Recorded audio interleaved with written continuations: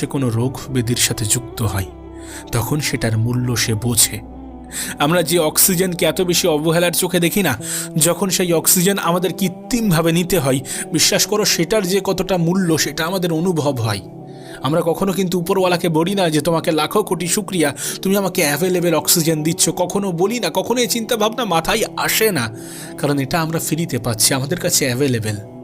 কিন্তু যখন সেটা কৃত্রিমভাবে নিতে হয় তখন সেটার মূল্য বোঝা যায়।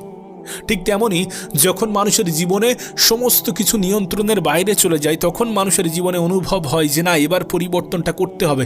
কিন্তু পরিবর্তন করার জন্য তখন যে সময় থাকবে না, যদি দেয়ালে পিঠ ঠেকে যায়। কেন এটা বোঝার চেষ্টা করো না?